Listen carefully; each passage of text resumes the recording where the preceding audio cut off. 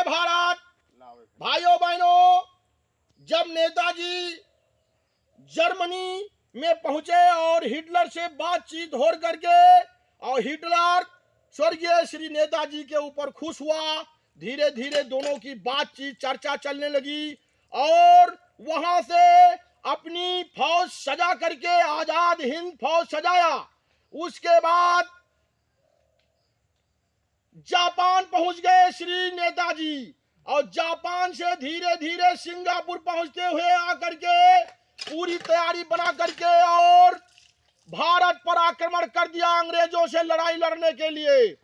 और अंग्रेजों को यह पता हो गया कि नेता स्वर्गीय श्री नेताजी सुभाष चंद्र बोस जी अंग्रेजों के डर से भाग गए और नेताजी दूसरे देशों में जा करके अपनी फौज सजा करके और अंग्रेजों से पुनः लड़ाई लड़ने के लिए और ये भारतवर्ष गुलामों से गुलामों की मुक्ति दिलाने के लिए, हम लोगों को आजाद करने के लिए, हमारा बंधक छुड़वाने के लिए, हमारी हुकूमत खत्म करने के लिए नेताजी वहां से आजाद हिंद फौज सजा करके और भारत पर पहुंचे। अंग्रेजों से लड़ाई ठन गई और उसके बाद नेताजी कहते थे जिसका खून नहीं खौला वो हिंदुस्तान का बच्चा नहीं है, और जिसका खून खौलेगा, जो इस देश को समझेगा, अंग्रेजों से आंख मूंद कर लड़ाई लड़ेगा, तभी हम लोग मुक्ति पाएंगे।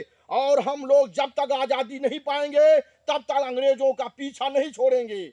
मेरे भाइयों, मेरे साथियों, धीरे धीरे 1943 में हिटलर ने जर्मनी से बमबारी कर दिया और ऐसा बमबारी किया कि जो है अंग्रेजों की आर्थिक व्यवस्था धीरे धीरे ध्वस्त होने लगी और अंग्रेजों को यह पता हो गया कि अब हमको भारतवर्ष छोड़ देना पड़ेगा।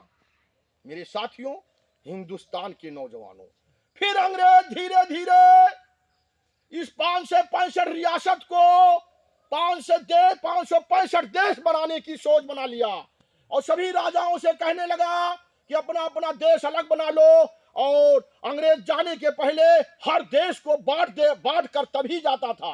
अंग्रेज 76 देशों पर अंग्रेजों की गुलामी थी। मेरे साथियों, हिंदुस्तान के नौजवानों, अंग्रेजों की गुलामी बहुत जबरदस्त थी और हमारे भारतवर्ष को टुकड़े टुकड़े में करने की सोच थी। लेकिन भला करे भगवान, उस समय स्वर्गीय श्री पटेल जी आ गए और श्री पटेल जी रात दिन एक कर दिया और अंग्रेजों की नहीं चला और अंग्रेज धीरे धीरे पस्त हो गए। और माननीय स्वर्गीय श्री नेताजी सुभाष चंद्र बोस 21 अक्टूबर 1943 को आजाद हिंद फौज के बल पर दिल्ली में जाकर के और अपना तिरंगा लहरा दिया। 21 अक्टूबर 1943 को ही अपनी आजादी को मान लिया था कि अब अंग्रेज यहां नहीं टिकेंगे और अंग्रेज भाग जाएंगे।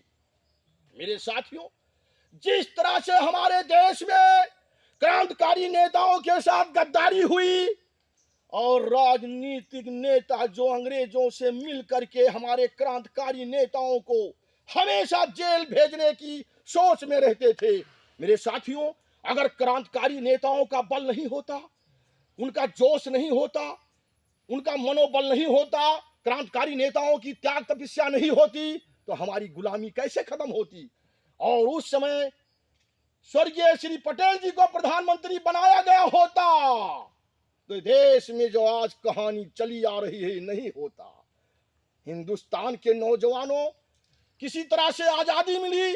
आजादी के बाद ये देश चलाने में काफी नाटक हुआ और नाटक के साथ स्वर्गीय श्री जवाहरलाल नेहरू और मोहम्मद अली जिन्ना का आपस में झगड़ा हुआ। इन दोनों भाइयों में झगड़ा हो करके और दो टुकड़े बन गए, देश का दो टुकड़ा हो गया। एक हुआ पाकिस्तान, एक हुआ हिंदुस्तान। इस तरह से अंग्रेजों के द्वारा हम लोग गुलामी की आजादी मिली, लेकिन हमारा देश टुकड़े में हो गया। अंग्रेजों के चलते हुआ वो पाकिस्तान की जायदाद जो है हमारे भारतवर्ष की है, उसको पुनः कब्जा किया जाएगा, पुनः विलय किया जाएगा।